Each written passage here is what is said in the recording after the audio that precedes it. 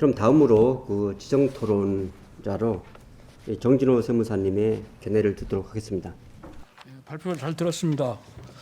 먼저 그 성실신고 확인 대상자 판정 관련해서 성실신고 확인 대상자가 오류나 기타 착오 등으로 잘못했을 때 부담하는 가산세 등을 해소하기 위해서 입법적으로 그 성실신고 확인 대상자에 해당되지 않는 경우로서 납세자가 스스로 종합소득세 또는 법인세를 기한을 신고와 함께 성실신고 확인서를 제출하는 경우에 국세기본법에서 정한 천재 등으로 인한 기한 연장 사유에 추가하여 무신고 가산세 감면 등을 해야 한다고 발표하셨습니다.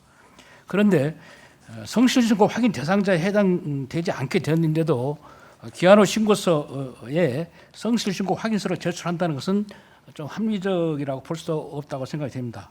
또한 그 천재 등으로 인한 기한 연장 사유는 주로 천재 지변 등으로 인해서 납세자에게 그 의무 이행을 기대하는 것이 무리라고 할 만한 사정이 있는 경우인데 과연 성실신고 확인 대상자 판정 오류가 착오나 아마 그 어떤 오류에 의해서 의한 건데 이에 준하는 이러한 사유로 볼 수 있는지 좀 모호하다고 생각이 됩니다. 발표자님의 견해를 듣고 싶습니다. 다음으로 그 상용 근로자에 대한 간이 지급명에 있어서 제출주기 단축 관련 사항입니다. 발표자께서는 그 소득의 실시간 파악의 필요성은 그 인정하면서도 상용 근로자 지급명세서 매월 제출에 대한 그 소득세법 개정안은 도입이 그 타당한지 의문이 든다고 하셨습니다. 그런데 지금 이제 도입안으로서 매월 그 제출을 하는 것으로 이렇게 되어 있는데 완전한 이 도입을 철회하는 방안보다도 현행 반기별 그 제출에서 분기별 제출, 매월 제출 등의 방법으로 단계적으로 이를 그 추진하는 방법도 있을 것으로 생각됩니다. 그리고 관련 업무 처리 프로그램도 궁극적으로 매월 제출하는 것으로 개선하면은 업무량도 과도하게 증가하지 않을 것으로 생각됩니다. 이에 대한 의견을 듣고 있습니다. 한편 그 상용 근로자 간이 지급명세서를 매월 제출하게 되면은 과도한 그 납세 협력 의무 증가 등 부정적인 면이 있으나 한편으로서는 매월 급여를 확정하게 됨으로써 나중에 소득 조절 목적 등으로 소급적으로 급여를 조정해야 하는 불필요한 업무는 제거될 것으로 보입니다. 또한 적시에 소득을 파악하고 관련 자료를 각종 지원금 목적 등에 활용하게 되면은 국세행정 및 세무 대리 업무에 대한 일반 국민의 신뢰도가 향상되는 긍정적인 효과도 기대됩니다. 다음으로 업무용 승용차 비용 인정과 업무 전용보험 가입금 확대와 관련해서 실질과세 원칙 위배 가능성이 있다고 하셨는데 일반적으로 그 수익금액상 소득세법상 그 필요경비 인정 요건은 일반적으로 용인되는 통상적인 것은 일반적으로 그 용인된 통상적인 것은 필요경비에 인정하고 있습니다. 즉 통상적인 것은 특별하지 않고 일반적인 비용을 말한다고 볼 수 있겠습니다. 개인 사업자의 경우에 승용차를 업무용 또는 사적 용도로 특별히 구분하여 사용한다고 볼 수는 없습니다. 극단적으로 업무용으로만 사용하거나 또는 사적 용도로만 사용한다고도 볼 수도 없습니다. 즉 업무용 또는 사적 용도로 동시에 사용된다고 볼 수밖에 없습니다. 따라서 관련 경비를 100% 업무용으로 인정하거나 업무 전용 보험 가입을 하지 않았다는 이유로 100% 사적 용도로 사용한 것으로 필요 경비로 인정하지 않는 것은 실제와 거리가 있어 보입니다. 따라서 이러한 현실을 감안하여 업무용 차량이 사업에 필요하다면은 사업 관련성과 수익 관련성을 인정하여 운행 기록부 등을 작성하고 사회 통념상 합리적인 범위 내의 비용은 필요 경비에 산입하는 것이 타당하다고 생각됩니다. 그리고 업무용으로 사용했다는 일종의 책임은 납세자에게 지우지 말고 사적 용도로 사용한 비용으로 필요 경비에 산입할 수 없다는 일종의 책임을 과세 관청에 전환시키는 것이 합리적이라고 생각이 됩니다. 그리고 마지막으로 업무 전용 보험 의무 가입 승용차의 범위 한정과 관련해서 업무용 승용차의 업무 전용 보험 가입 의무 취지가 사적으로 사용한 업무용 승용차의 비용을 필요 경비에 산입하여 소득 금액을 탈루를 방지하기 위함이라면 모든 그 업무용 승용차의 가격을 분분하고 모든 업무 승용차를 가입 대상으로 하는 것은 비효율적이라고 생각이 됩니다. 대안으로 업무용 승용차 중 일정 금액 이상이 되는 고가의 업무용 승용차에 한하여 업무 전용 보험 가입을 의무화하는 방안을 생각해 볼 수 있다고 생각이 됩니다. 이에 대한 발표자님의 견해를 듣겠습니다. 이상입니다. 네, 감사합니다. 그럼 다음으로 지정 토론자이신 이국범 세무사님의 견해를 듣도록 하겠습니다. 네, 발표자님 감사드립니다. 오늘 6가지 주제 중에서 지금 두 번째 이한우 세무사님이 발표하신 주제 중에 첫 번째인 성실신고 확인 대상 확대에 대한 검토는 아마 유일하게 세법 개정안이 지금 나와 있지는 않은 그런 사항으로 이해됩니다. 다만 그 발제자께서 그 발제문에서 예시로 든 그런 경우에 대해서 아마 실무에서 저희가 그런 사항을 맞닥뜨린다면 아마 진땀이 날 그런 사항이 아닌가 생각을 합니다. 성실신고 확인 대상자로 판단하여 저희가 5월달에 신고를 하지 않았는데 6월이 됐는데 성실신고 확인 대상이 아니라고 이렇게 판단이 된다면 가산세 부담이 생길 수 있고 하는 그런 문제 때문에 이런 그 기한 연장 사유로 이렇게 추가해서 이런 문제들을 해소하자라는 의견으로 이해가 됩니다. 물론 이제 좋은 방안 잘 들었습니다. 근데 이제 과세관청에서 이런 주장을 또 이렇게 받아들이지 않을 수도 있고 또 그렇기 때문에 저는 또 이 발제문을 읽고 토론문을 준비하면서 다른 방안을 한번 생각해 봤습니다. 저희가 소득세법 시행령 133조에 성실신고 확인 대상자는 사업소득자 중에서 이제 업종별 수익금액이 기준금액 이상인 자로 이렇게 규정되어 있습니다. 근데 만약에 여기에 그러니까 정부가 계속해서 성실신고 확인 대상자를 확대하려고 하는 추세이고 그러다 보니까 여기에 굳이 이제 업종별 수익금액이 그 기준금액에 미달하더라도 사업자가 신청하는 경우에는 성실신고 확인서를 제출할 수 있도록 허용하는 것도 생각해 볼 수 있겠습니다. 물론 이제 그렇게 됐을 때 그 기한 연장 승인 사유에 추가됐을 때는 기한 연장을 하고 성실신고 확인을 하지 않고 일반적인 종합소득세 신고를 할 수 있습니다. 그렇지만 이제 이렇게 제가 생각한 방안대로 성실신고 확인서를 제출하는 경우에도 성실신고 확인 대상자가 된다면 가산세는 부과되지 않지만 신고 자체를 성실신고 확인으로 진행해야 되는 그런 이제 문제점은 있습니다. 그렇지만 이제 성실신고 확인 제도를 계속해서 확대하려고 하는 정부 입장에 부합한다면 그 어떤 제안을 정부에서 더 채택해 줄 수도 있지 않을까라는 생각으로 준비해봤습니다. 다음 두 번째로 상용 근로소득에 대한 간이지급 명세서 제출 주기가 단축되는 세법 개정안이 있습니다. 근데 저희가 불과 한 3년 전에 2019년에 근로소득에 대한 간이지급 명세서가 이거를 매년 제출하던 것을 반기 제출로 이렇게 변경된 적이 있습니다. 근데 이때도 마찬가지로 미제출이나 지연 제출 시 가산세를 부과하는 규정을 두었었고요.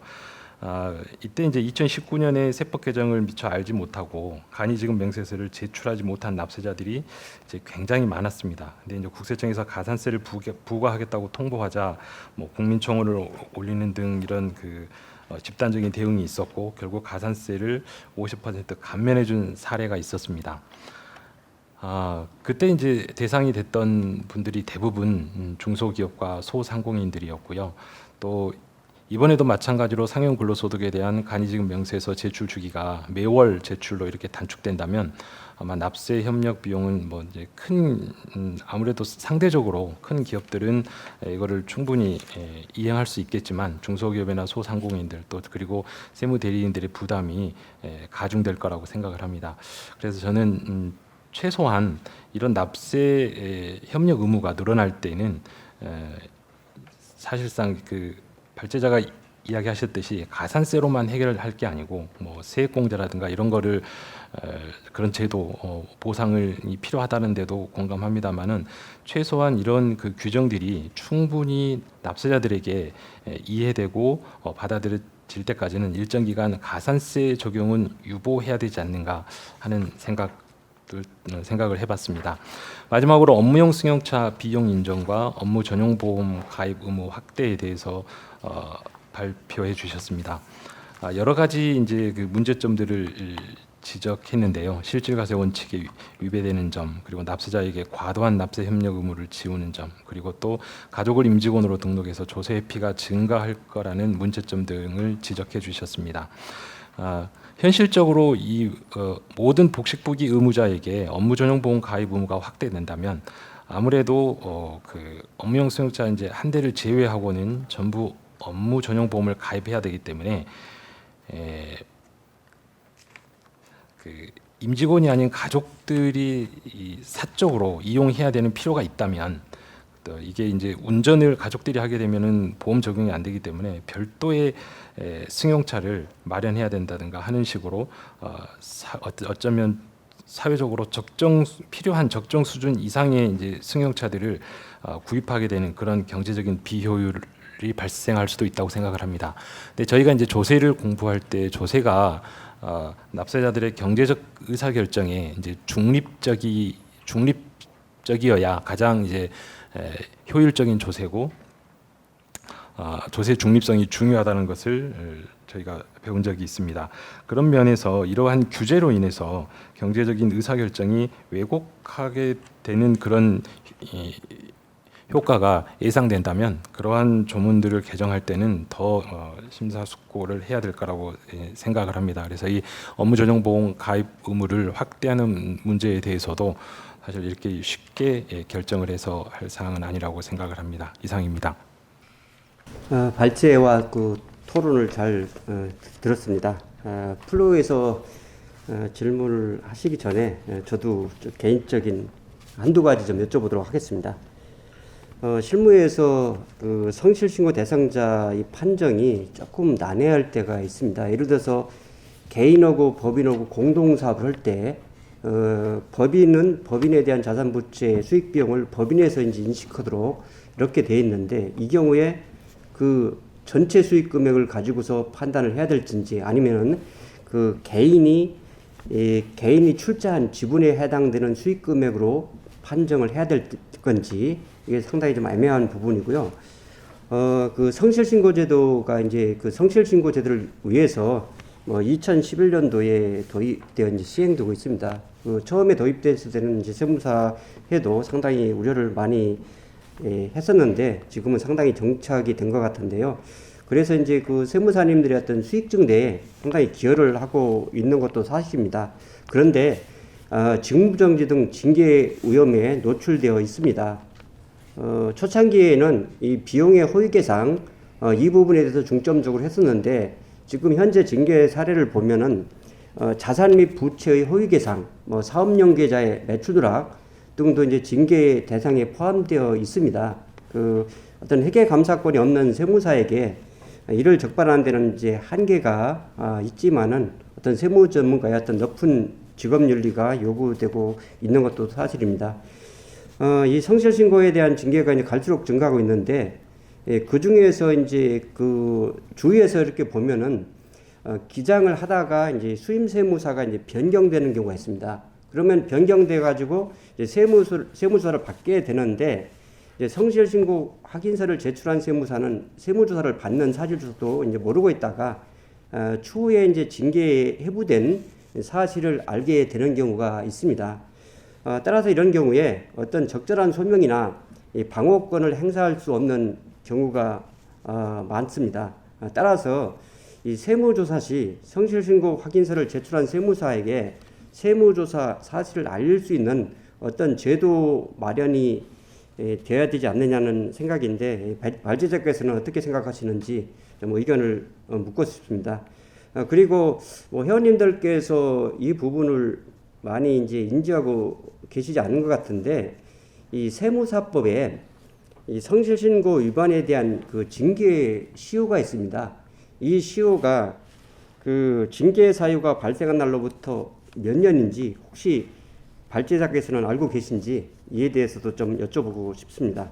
우선 그 정진호 세무사님하고 이극범 세무사님 두 분 토론 잘 들었습니다. 먼저 그 정진호 세무사님 그 성실신고 확인 대상 판정과 관련해서는 그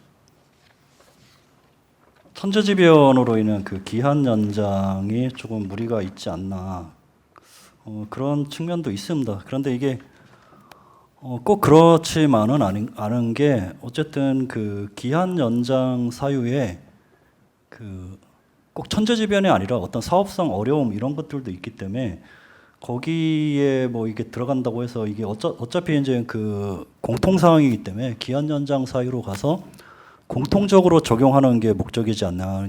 저는 이제 그 이극범 세무사님도 말씀했듯이 그 소득세법이나 이제 법인세법에 이 규정을 갖다 넣으려면 두 개의 법을 또 다시 수정해야 되는 그런 문제가 있어서 일단 간략히 국세기본법으로 규정하는 게 낫지 않겠냐 하는 그 판단에서 그렇게 한 거고요.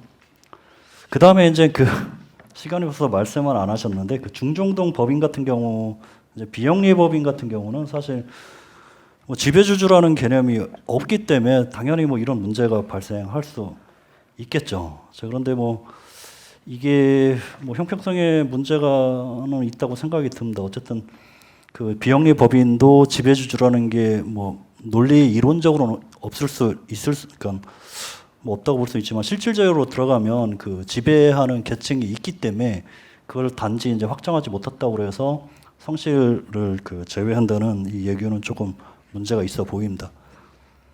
그 다음에 이제 두 번째 그 상여근로 과도한 납세 협력 의무 해서 일단은 뭐 이 부분은 뭐 한 달 매월 제출하면은 뭐 어쨌든 업무량도 과도하지 않고 뭐 밀리지 않고 뭐 좋은 뭐 개선도 있습니다. 그런데 문제는 이렇게 해주는 건 좋은데 이거를 꼭 가산세로 제재할 필요가 있냐는 거죠. 가산세로 안 하면 가산세가 아니라 하면 인센티브에서 안 했을 때 가산세가 아니라 하면 인센티브 세액공제 해줄게 그래서 긍정적인 효과로 해서 적극적으로 끌어들이는 그런 노력을 해야 되는데 우리의 그 조세 행정은 그렇게 하지 않고 편의주의적으로만 하게 됩니다. 왜 그러냐면 우리 원천세 매일 신고하고 간이지급명세서 매월 제출하고 또 연말정산 또 제출하면은 벌써 이게 삼중부가인데 사실 이 제도를 들여오려는 거는 영국의 RTR 그 시스템 기반으로 가지고 오기 위해서 한 건데 그 영국의 RTR 기반 시스템은 매월 원천징수 지급명세에서 끝내는 걸로 끝난다 소득세가. 그래서 연말정산이라는 걸 하지 않아요. 그렇기 때문에 적시 부가 적시 그 과세가 이루어지는다. 근데 우리는 이 상여근로서 매월 제출하라고 하고 연말정산도 또 하라고 그러면 이게 무슨 납세 협력 의무하고 전혀 관련이 없다는 거죠. 그러니까 납세 협력이 아닌데도 불구하고 이것을 하지 않아도 과세 징수하는데 아무런 문제도 없음에도 불구하고 이런 매월 그 제출하라고 하면서 가산세 제재하는 것이 저는 이제 문제라고 말씀을 드린 거고요. 그다음에 이제 뭐 업무용 승용차 같은 경우는 입증 책임의 문제가 좀 큽니다. 그래서 뭐 사실 그 조세 실무를 하다 보면 이제 입증 책임이 과도하게 이제 납세자에게 넘어오는 경향이 큰데 그 이유는 바로 이제 그 실질과세 원칙을 자꾸 들이대면서 개별세법을 부임하면서 과세관청이 자꾸 이제 과도하게 납세자한테 입증 책임을 전가합니다. 그래서 이 입증 책임 전환 문제는 저는 뭐 긍정적이라고 생각이 듭니다. 자, 그다음에 이제 업무용 승용차 같은 경우는 또 뭐 일정 금액 이상을 뭐 생각해 볼 수 있지 않나.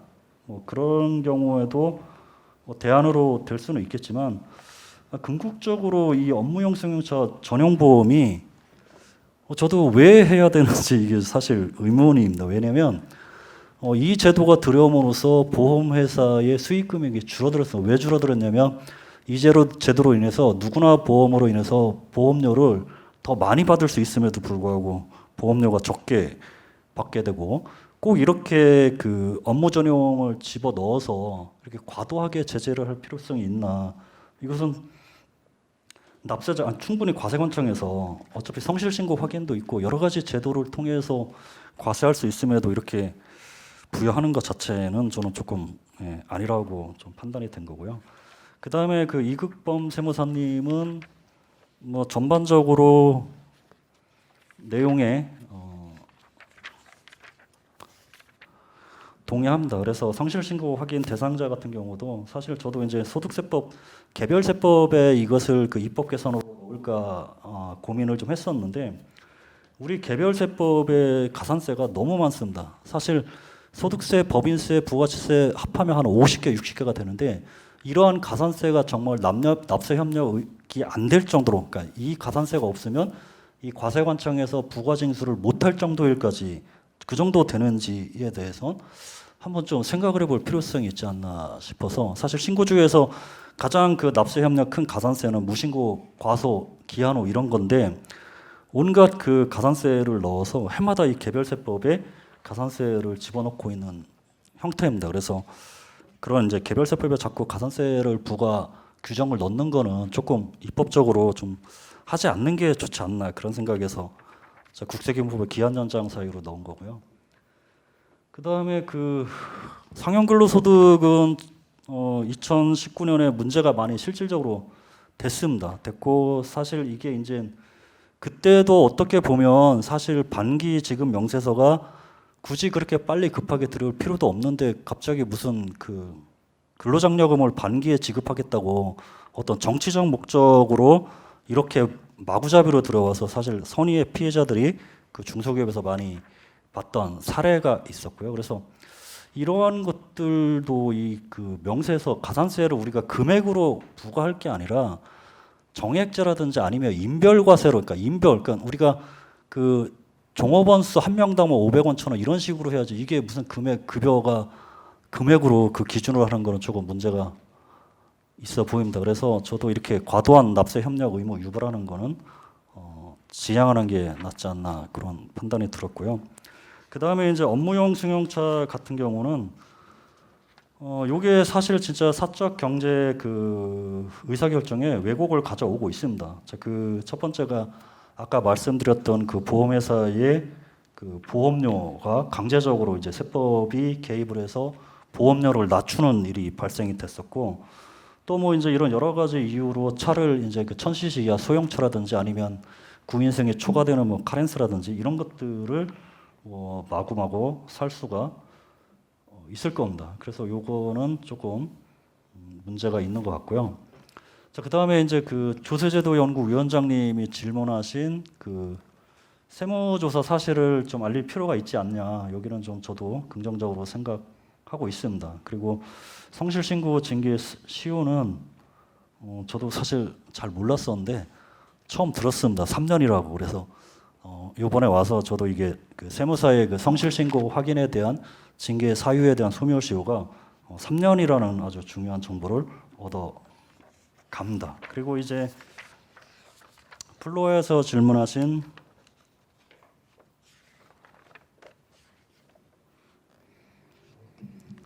우선 그 황영현 박사님 그 기한 연장 사유 그거는 제가 다 말씀을 드렸고 그 다음에 뭐 이제 세액공제 부분 이 부분도 개별세법에 넣는 그런 부분들도 동의합니다. 그리고 이제 고가 외제 차량 같은 경우도 뭐 이제 통상 문제 때문에 어렵다는 그것도 확인을 됐고 그것도 좀 맞는 것 같고요. 이자 소득 같은 경우는 2천만 원 이하로 제가 주장하는 일단 수익 금액에 대한 가산세 있는 부분도 있고 이게 납세자들이 굉장히 불안해합니다. 그러니까 결국 이게 수익 금액 없고 산출세 없고 가산세 없기 때문에 성실신고 안 해도 된다고 얘기해도 본인들이 불안하기 때문에 해달라고 그럽니다. 해달라고 그러든지 아니면 나중에 안 했을 때 뭐 문제되면 네가 책임질 거네 뭐 이런 식으로 나오기 때문에 조금 더 명확하게 이제 법에 규정을 두면 좋지 않겠냐 그런 의미로 말씀을 드렸고요. 그다음에 뭐 대부분 그 김정식 세무사님이 말씀하신 거는 거의 대부분 다 저도 동의합니다. 그다음에 이제 성실신고 같은 경우 이 제척 기간 같은 경우 이 6월 말이 아니라 5월 말에 보는 그런 것도 문제가 있고 사실 과세관청이 이 납세자의 그 그러니까 세금을 납부하기 편한 제도로 만드는 게 아니라 지금까지 계속 징수를 편안하게 하기 위한 그런 것들로 계속 왔기 때문에 그런 문제가 발생이 되는 것 같고요. 이 성실신고 확인 대상이라는 것에 대해서 납세자들 입장에서는 굉장히 뭐 불만이 많습니다. 그 불만이 많은 이유는 일단 그 성실이라는 것에 대해서 맞습니다. 이게 거부 반응이 있고 이것을 그럼 성실이라는 건 결국 이 불성실하다는 그 전제 하에 이 제도가 들어왔기 때문에 자, 요거 명칭을 뭐 특정 납세자나 이런 것들로 바꾸는 것에 대해서 타당하다고 생각이 됩니다.